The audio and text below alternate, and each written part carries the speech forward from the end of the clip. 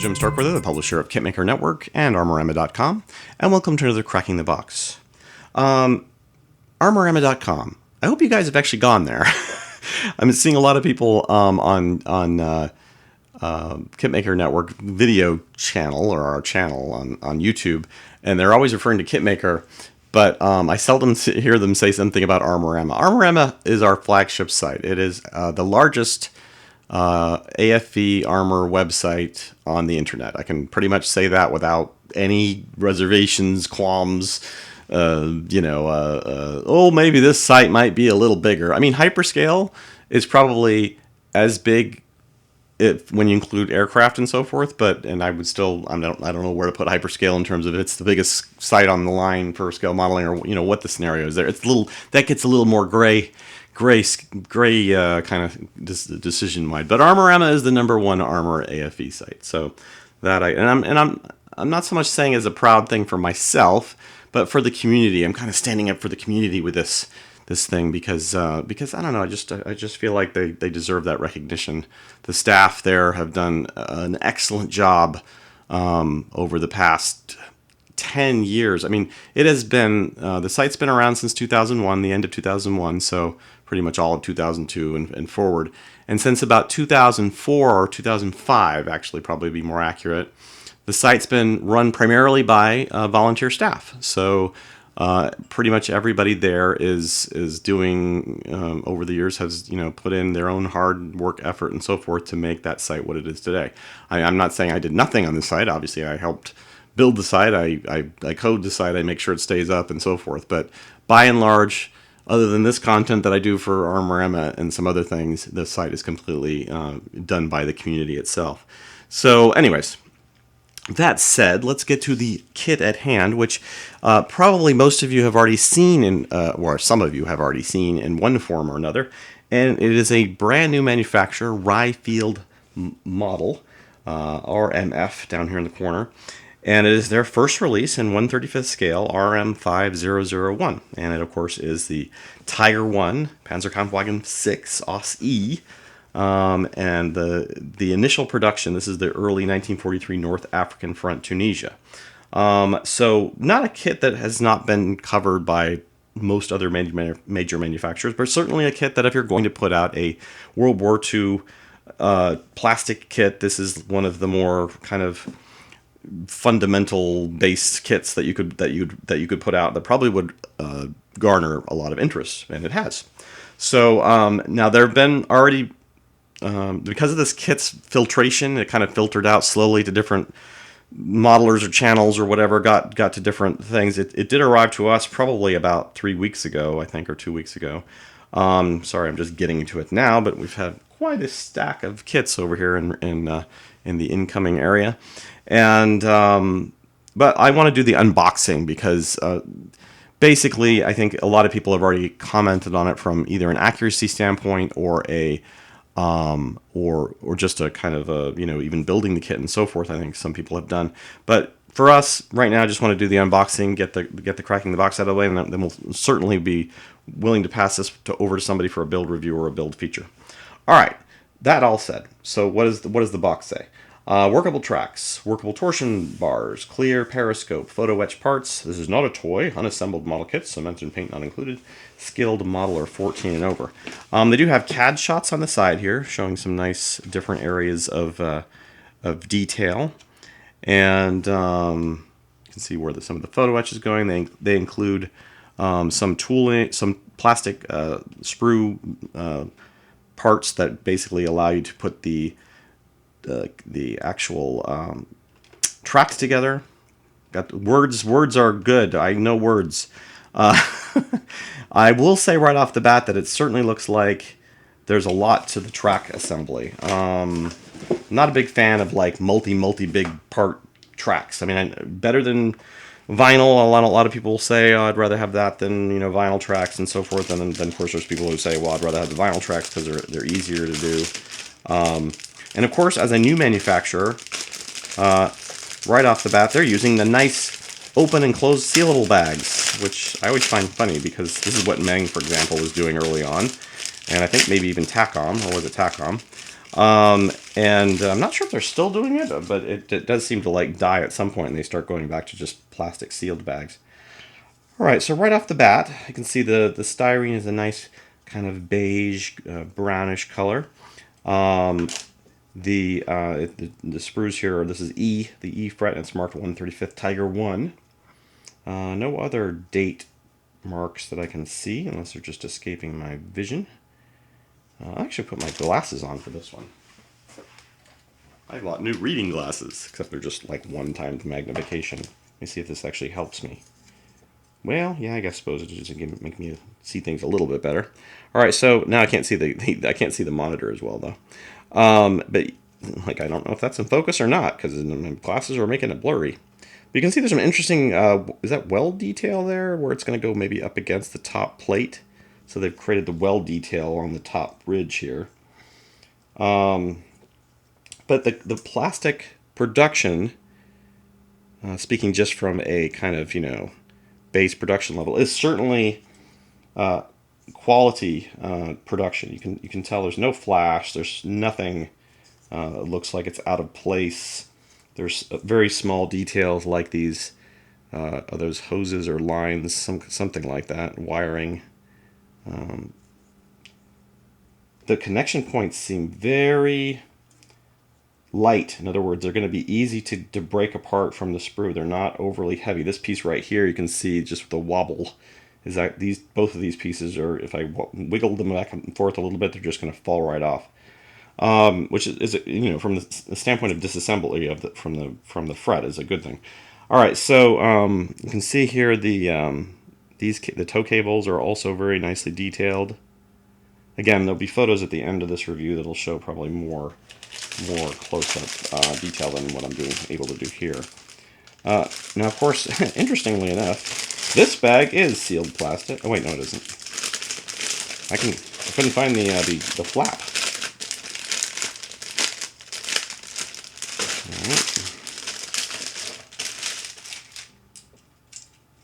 This is a duplicated fret. I'm trying to use the term fret instead of sprue because it's a little more accurate, I think. Thanks, Will Pattinson.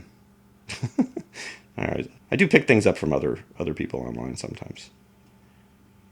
So here's some of the the idler wheel, I guess. Drive sprocket. Again, I kind of showed the other one. I'm not sure why. Why was there one on this sprue and one on this one? They look similar, but this one has a kind of a different center section. I don't know if you can see them there, but I'll have to look at the instructions to see which one's which. I can't believe they'd have different parts, though, in their first release, unless they're planning on another variant release and they've got a different version in here. Yeah, I can't get my camera to focus on some, but I'll take some pictures of these very small, obviously some of the very small detail pieces that are attachment pieces that are on here, torsion bars. That piece, you can see the commander's couple has fallen off. I believe it was connected right here. It looks like it was a slide molded piece. So they are using slide molding. You can kind of tell from the end pieces here. Or pieces like that, obviously, where there's points. And again, I will plug a review we just put up, or probably I put up in prior to this kit being put up, which is Will Pattinson's review of the... I'm trying to remember what kit he had, though. Anyways, check his recent review that he put up, because he actually explains a lot about slide molding that I kind of knew, but he did it in a way that made it more understandable. So these pieces have kind of rotated, or they were intentionally rotated around to put inside the box. But, and again, this piece was here on the end, and you can tell, I'm not sure why. I mean, obviously, I'm trying to think of why that would have to be, if it is slide molded, why that would have been slide molded, but because there's just a hole right there, there's no holes through the side, right? Oh, well, the small vent holes, I guess it must have been those. Wow, okay. Yeah, those small little vent holes in the side. Sorry, I'm like looking at them and not thinking about. And then this piece has... Yeah, I don't see anything in the side of that one, though, that would cause it to need to be slide molded. Maybe that one's not slide molded, it just came right out of the mold this way. All right, well, so, again, there's very small or fine details on some of these pieces. I think there's actual gearing on that. I think I'm seeing that correctly. I'll probably catch it with the camera better. The muzzle brake is a multiple piece arrangement. There's some of the pieces on the side that aren't there. But again, some interesting detail there.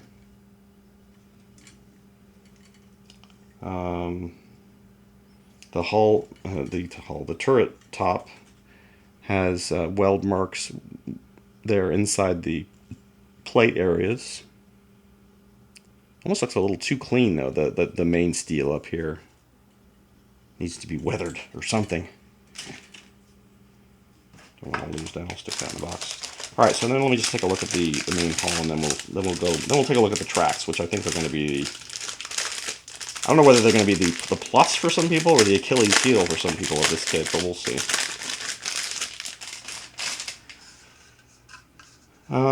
They've got some nice detail down here in the bottom of the hull. I guess if you had it open in some way, or I mean, there's definitely a lot of. I mean, there are some push pin marks here where it was pushed out, but I suppose if you had engine detail in here, which this kit doesn't have a full engine or anything, but you'd have some interesting stuff to show. Again, the weld details, if I can get the camera to cooperate, come on, there we go, extend all the way around in these areas as well. I'm just not, I don't know, maybe someone can comment. That seems weird. I mean, I'm not a welder or anything. It just seems like when they weld these plates together that they wouldn't quite create that kind of weld. Maybe I'm wrong. Maybe this is accurate. Like I said, I'm not an expert on Tiger welding or German tank welding. There is this kind of interesting front section. Obviously, there's a plate piece or the drive sprocket piece that goes here that would fill up that area. So, but very, very thick, very nice. Looks perfectly straight, no warping that I can see. Very nice. All right, so let's get to these tracks.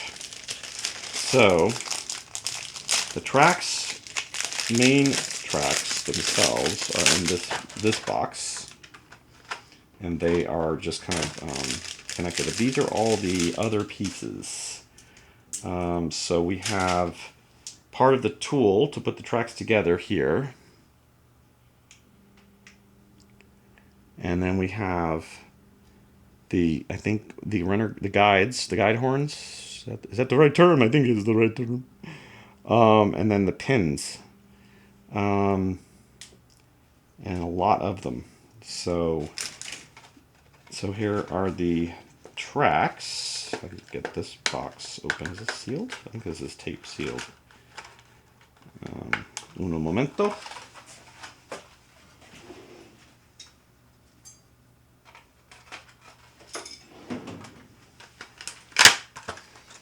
So, these are, I think, in little strips like this. All right, one big glob. We'll take them out in one big glob. Put them back. I don't need all of them out. Uh-oh. We've created a monster. All right, well, once you get them out, you probably are not going to get them back in the box. Not without a lot of patience, and I don't have that for the time on video. So, hey, did it. I did it. Success. All right. So yeah, each of these has to be disassembled on 4 points.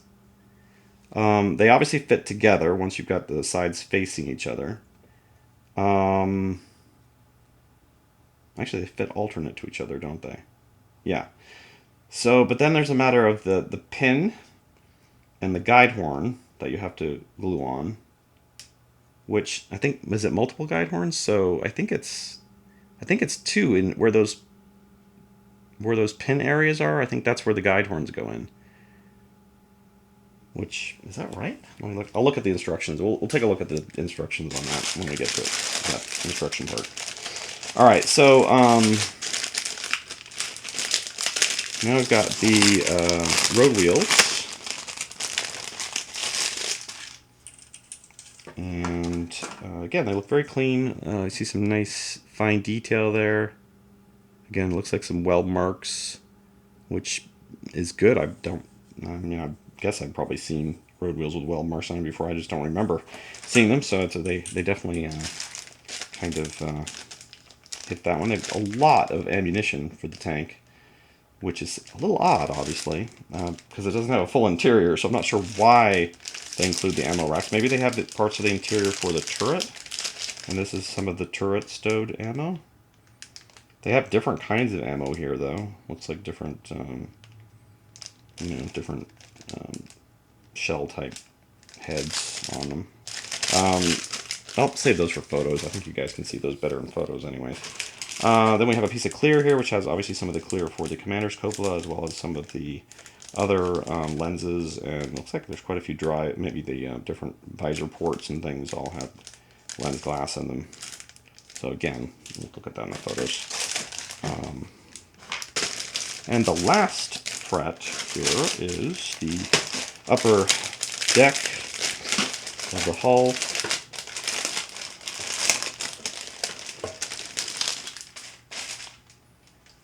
As well as some of the exhaust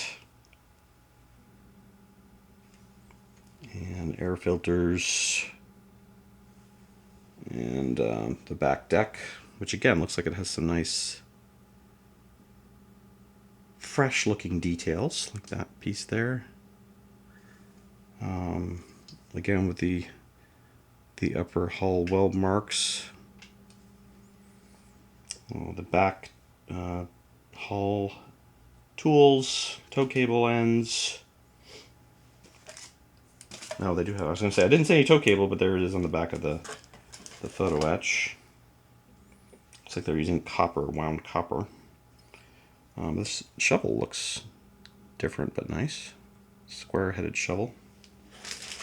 So the photo etch, moving to that, and a lot of grates and grill covers and things. And a lot of little details there. Wow. Probably be able to capture that in a photo better too. And there's, again, the copper tow cable, which doesn't want to focus. Decals, multiple markings, 111s, 2222s, 4444s, German crosses, a couple of different, not sure what those are. Those, I don't remember, their Germans didn't do very many named tanks and things. I'm not sure. Can someone fill me in comments what Norbin and Irwin are, or Owen? Are those unit nicknames or something? All right, so the instructions. Let's take a look at those different things. So they do have a parts overlay. There are 192 pieces of track.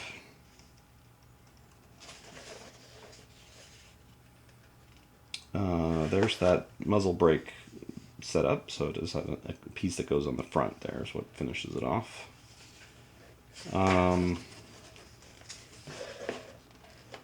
Looks fairly straightforward. The instructions look well laid out. So my microphone's not too far away. I'm gonna have to up my my sound if so. Where is the track assembly part? Track assembly, where are you? Did I just skip over it and not see it here? Okay. Okay. Okay, let's talk about the top deck. Oh, okay, I guess this is your track assembly. Alright, so yeah, that's what they're showing. Is the tool or the sprue. I guess maybe like keep them on the sprue, is that the way? I'd have to look at that again. And those other pieces they're showing, I think, keeping those on there to attach them and then cutting them off afterwards.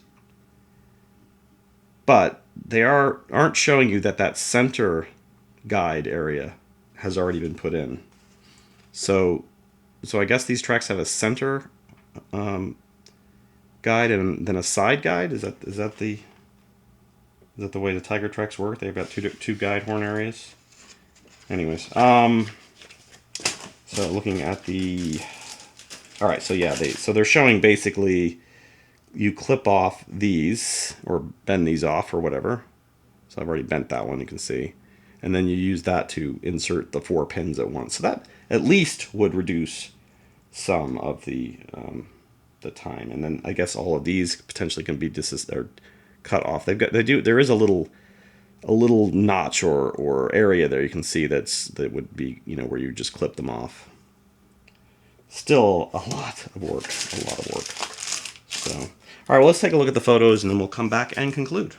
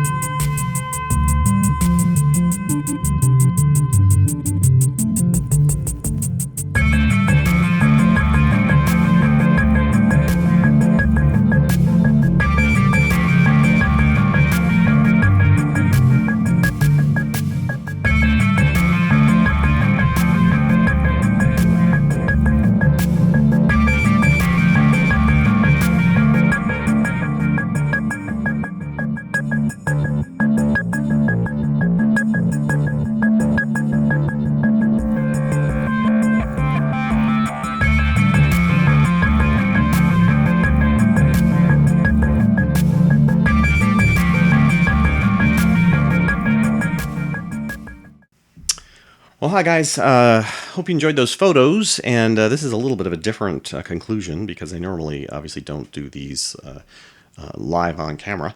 I did that because basically I've just taken the photos for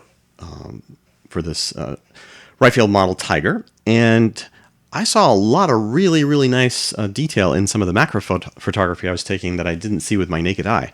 And I'm sure you probably saw them in some of these photos. So I just wanted to kind of give that shout out, because I didn't do that in my original conclusion, because I couldn't see them just looking at the frets with with my naked eye and not even my reading glasses on.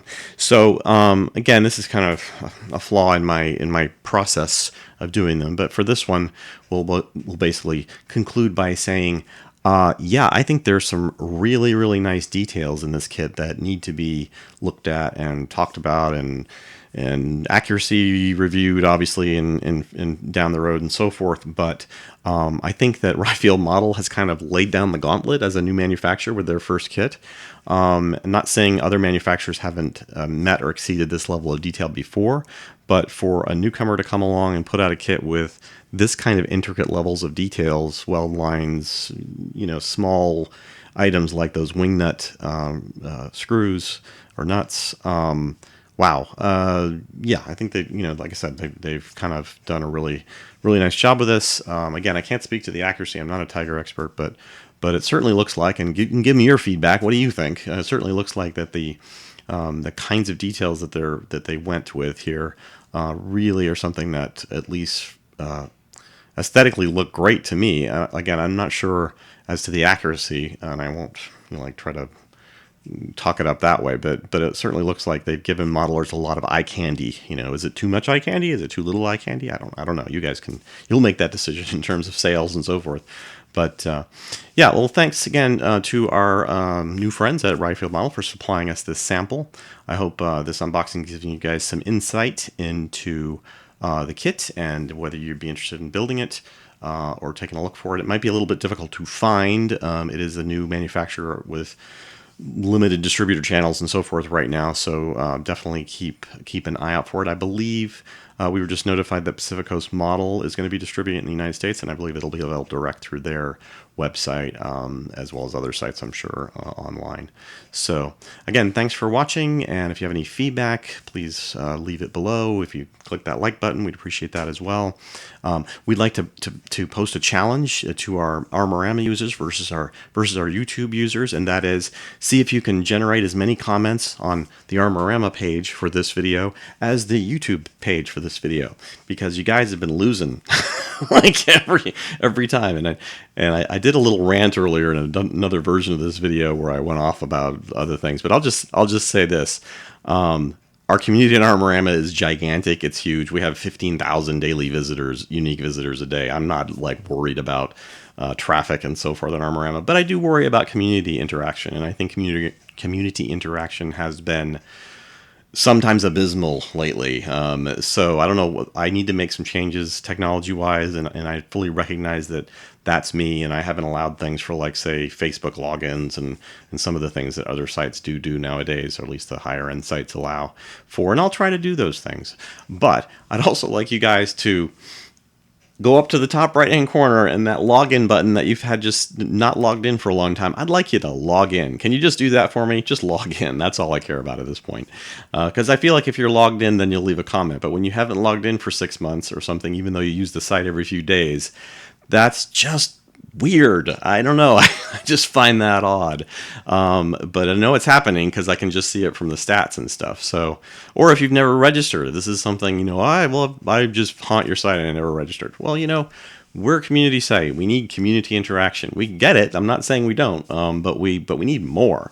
I'd like to see more than certainly the loyal group of watchers we have on YouTube has been showing us that they, will come back and comment a lot. And it's great. It's great to get the feedback. So thanks, YouTube guys. and thanks, Armorama guys, too. I know you're out there. It's like I'd like to hear from you guys every once in a while, and not just go back to a review I posted on the website and see 4,000 views and 3 comments. It just seems odd from that standpoint. Anyways. Well, that little rant aside, again, thanks to Rye Field Model for supplying us this sample, and we'll see you next time on Cracking the Box.